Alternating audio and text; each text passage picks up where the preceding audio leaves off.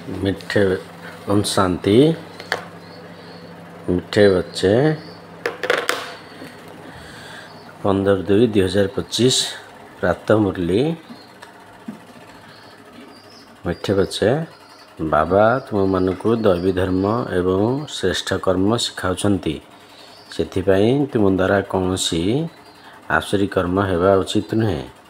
बुद्धि बहुत शुद्ध हेबा दरकार। प्रश्न देह अभिमान रे आसिले प्रथमे क्यों पाप होता है। उत्तर जदि देह अभिमान रही तेबे बाबा को मन पकेबा बदल रे देहधारी कथा मन पड़िबो। दृष्टि खराब हेबो, मन रे खराब विचार आसीबो। यह बहुत बड़ पाप अटे। तेणु बुझा दरकार जे मो उपरे माया आक्रमण करुछि। तेणु तुरंत सावधान होइजिबा उचित। ओम शांति।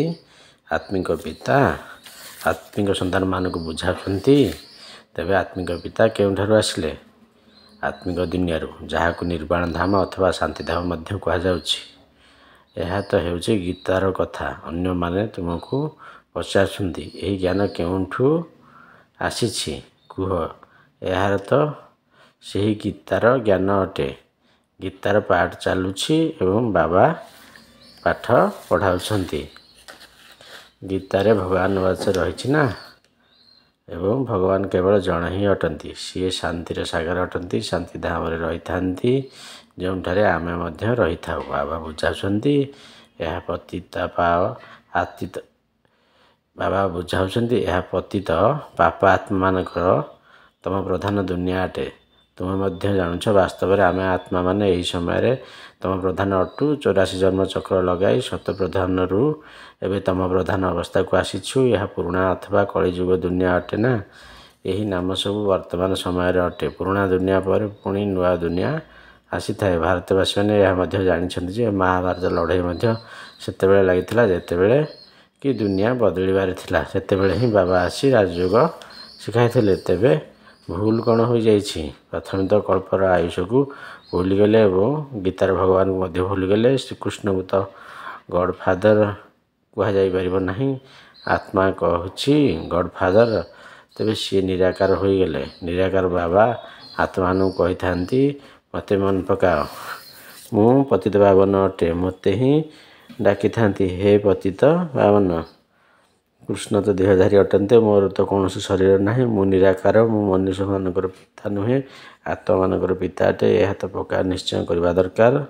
घड़ी घड़ी आमे आत्मा माने ही बाबा ठारू वर्षा नेउछु। वर्तमान 84 जन्म पूरा हेबाकू जाउछि।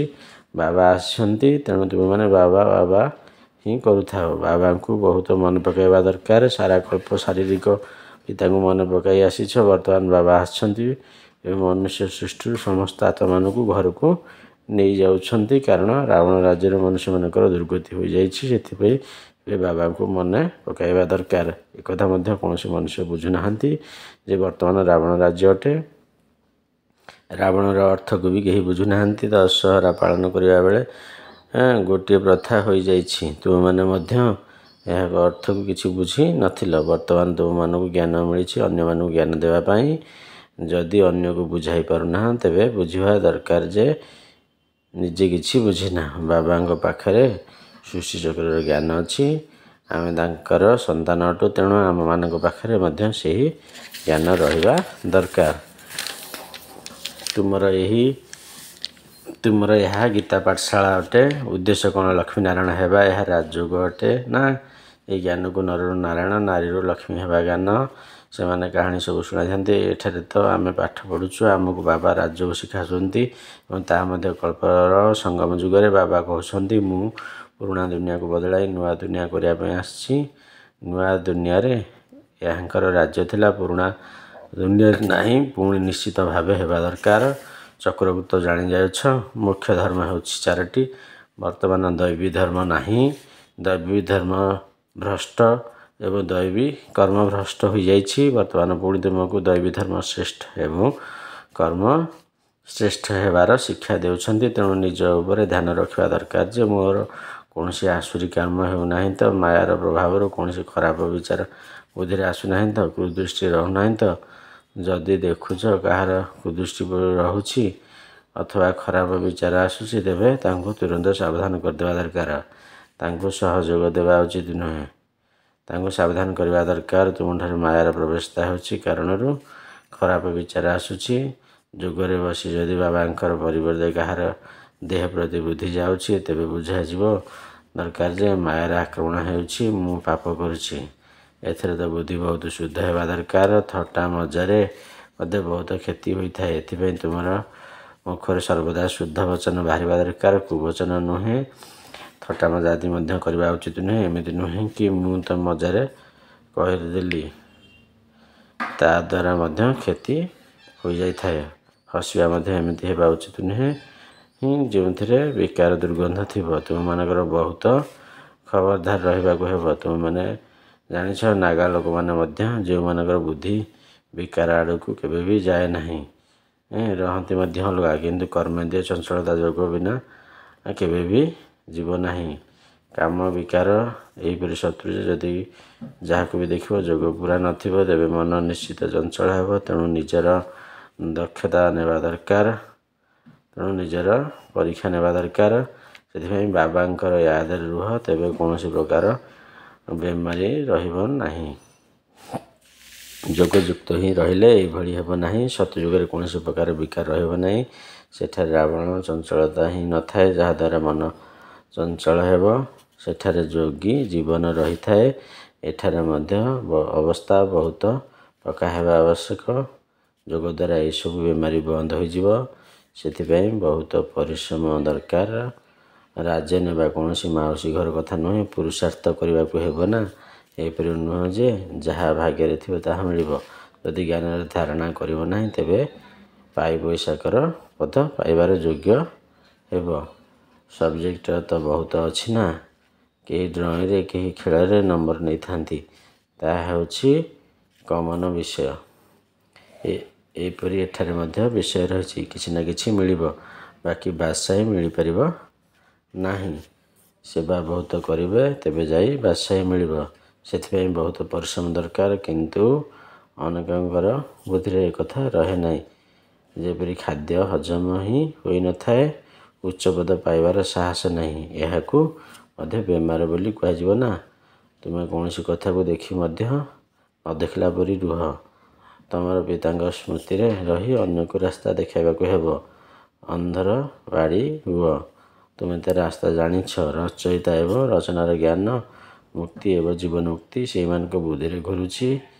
ଯିଏ ମହାରଥୀ ଅଟନ୍ତି। ପିଲାମାନଙ୍କ ଅବସ୍ଥାରେ ମଧ୍ୟ ରାତିଦିନର ଫରକ ଅଟେ। କେଉଁଠି ବହୁତ ଧନବାନ ହୋଇଯାଉଛନ୍ତି, କେଉଁଠି ବିଲକୁଲ ଗରିବ। ରାଜପଦରେ ତ ପାର୍ଥକ୍ୟ ରହିଛି ନା। ବାକି ସେଠାରେ ରାବଣ ନଥିବା କାରଣରୁ ଦୁଃଖ ହୋଇନଥାଏ। ବାକି ସମ୍ପତ୍ତିରେ ତ ପାର୍ଥକ୍ୟ ରହିଥାଏ ଏବଂ ସମ୍ପତ୍ତିରେ ହିଁ ସୁଖ ରହିଥାଏ। ଯେତେ ଯୋଗଯୁକ୍ତ ହୋଇ ରହିବ, ସେତେ ସ୍ୱାସ୍ଥ୍ୟ ବହୁତ ଭଲ ରହିବ। ସେଥିପାଇଁ ପରିଶ୍ରମ କରିବାକୁ ହେବ। ଅନେକଙ୍କର ତ ଚାଲିଚଳନ ଏପରି ହୋଇଥାଏ, ଯେପରି ଅଜ୍ଞାନୀ ମନୁଷ୍ୟଙ୍କର କରିପାରିବେ ନାହିଁ। ସେମାନେ ଯେତେବେଳେ ପରୀକ୍ଷା ହୋଇଥାଏ, ସେତେବେଳେ ଜଣା ପଡ଼ିଯାଏ ଯେ କିଏ କେତେ ମାର୍କସ୍ ନେଇ ପାସ୍ କରିବ। ପୁଣି ସେ ସମୟରେ ହାୟ କରିବାକୁ ପଡ଼ିବ। ବାପଦାଦା ଉଭୟ ମିଶି କେତେ ବୁଝାଉଛନ୍ତି। ବାବା ହିଁ ଆସିଛନ୍ତି ତୁମମାନଙ୍କର କଲ୍ୟାଣ କରିବା ପାଇଁ। ତେଣୁ ତୁମମାନଙ୍କୁ ନିଜର କଲ୍ୟାଣ କରିବା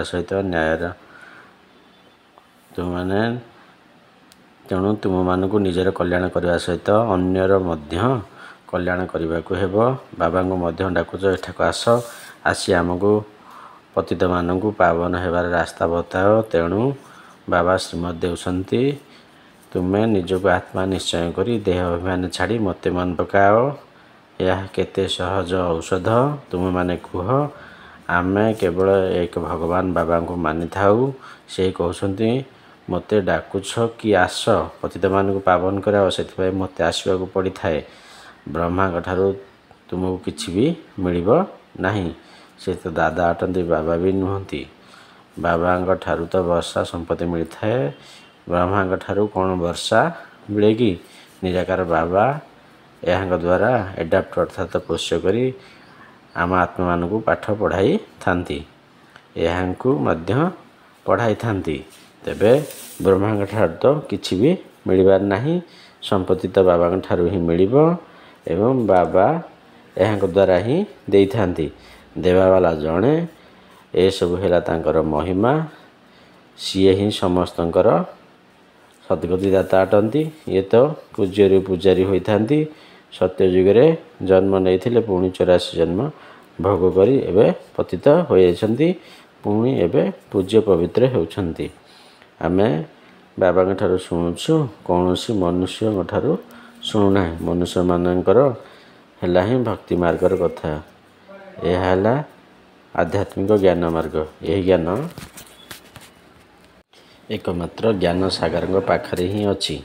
ବାକି ଏହିସବୁ ଶାସ୍ତ୍ର ଇତ୍ୟାଦି ଭକ୍ତିର ଅଟେ। ଶାସ୍ତ୍ର ଆଦି ପଢ଼ିବା ଏସବୁ ହେଉଛି ଭକ୍ତି ମାର୍ଗ। ଜ୍ଞାନର ସାଗର ତ ଏକମାତ୍ର ବାବା ହିଁ ଅଟନ୍ତି। ଆମେ ସବୁ ଜ୍ଞାନ ନଦୀ ଜ୍ଞାନ ସାଗର ଠାରୁ ବାହାରିଛୁ। ବାକି ତାହା ହେଉଛି ପାଣିର ସାଗର ଓ ନଦୀ ଗୁଡ଼ିକ। ପିଲାମାନଙ୍କର ଏହିସବୁ କଥା ଉପରେ ବିଚାର ଚାଲିବା ଦରକାର। ଅନ୍ତର୍ମୁଖୀ ହୋଇ ବୁଦ୍ଧି ଚଳାଇବା ଦରକାର। ନିଜେ ନିଜକୁ ସୁଧାରିବା ପାଇଁ ଅନ୍ତର୍ମୁଖୀ ହୋଇ ନିଜକୁ ଯାଞ୍ଚ କର। ଯଦି ମୁଖ ଦ୍ୱାରା କୌଣସି କୁବଚନ ବାହାରିଯାଏ ବା କୁଦୃଷ୍ଟି ଯାଏ, ତେବେ ନିଜକୁ ନିଜେ ଧିକ୍କାର କରିବା ଦରକାର ଯେ ମୋ ମୁଖରୁ କୁବଚନ କାହିଁକି ବାହାରିଲା, ମୋର କୁଦୃଷ୍ଟି କାହିଁକି ଗଲା।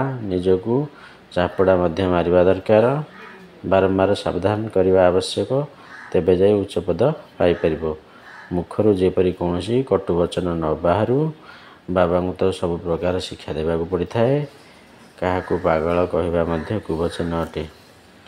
ମନୁଷ୍ୟ ତ ଯାହା ପାଇଁ ଯାହା ଆସୁଛନ୍ତି ତାହା କହି ଦେଉଛନ୍ତି। କିଏ ବି କିଛି ବି ଜାଣିପାରନ୍ତି ନାହିଁ ଯେ ମୁଁ କାହାର ମହିମା ଜ୍ଞାନ କରୁଛି। ଏକମାତ୍ର ପତିତପାବନ ବାବାଙ୍କର ହିଁ ମହିମା କରିବା ଦରକାର। ଆଉ ତ କେହି ନାହାନ୍ତି।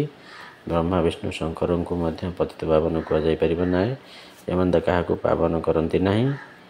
ପତିତରୁ ପବିତ୍ର ଏକମାତ୍ର ବାବା ହିଁ କରିଥାନ୍ତି। ଯାହାକି ନୂଆ ଦୁନିଆ କୁହାଯାଏ, ତାହା ତ ବର୍ତ୍ତମାନ ନାହିଁ। ପବିତ୍ରତା ତ କେବଳ ସ୍ୱର୍ଗରେ ହିଁ ରହିଥାଏ। ପବିତ୍ରତାର ସାଗର ଶିବା ମଧ୍ୟ ଏବେ ଏଠାରେ ଅଛନ୍ତି। ଇଏ ତ ହେଉଛନ୍ତି ରାବଣ ରାଜ୍ୟ। ତେବେ ପିଲାମାନଙ୍କୁ ଆତ୍ମାଭିମାନୀ ହେବା ପାଇଁ ବହୁତ ପରିଶ୍ରମ କରିବା ଦରକାର। ମୁଖରୁ କୌଣସି ପଥର ବା କୁବଚନ ବାହାରିବା ଉଚିତ ନୁହେଁ। ସମସ୍ତଙ୍କ ସହିତ ବହୁତ ସ୍ନେହରେ ଚାଲିବା ଦରକାର। କୁଦୃଷ୍ଟି ମଧ୍ୟ ବହୁତ କ୍ଷତି କରିଦେଇଥାଏ। ବହୁତ ମେହନତ ଦରକାର। ଆତ୍ମାଭିମାନୀ ହେଉଛି ଅବିନାଶୀ ଅଭିମାନ। ଦେହ ତ ବିନାଶୀ ଅଟେ। ତେବେ ଆତ୍ମାକୁ କେହି ବି ଜାଣିନାହାନ୍ତି। ଆତ୍ମାର ମଧ୍ୟ ପିତା ନିଶ୍ଚିତ କେହି ଥିବେ ନା। କହୁଛନ୍ତି ମଧ୍ୟ ସମସ୍ତେ ଭାଇ ଭାଇ ଅଟନ୍ତି। ତେବେ ସମସ୍ତଙ୍କ ଭିତରେ ପରମାତ୍ମା ପିତା କିପରି ବିରାଜମାନ ହୋଇପାରିବେ? ସମସ୍ତେ ପିତା କିପରି ହୋଇପାରିବେ? ଏତିକି ବି ଅକଲ ନାହିଁ। ସମସ୍ତ ଆତ୍ମାମାନଙ୍କର ପିତା ତ ଜଣେ ଅଟନ୍ତି।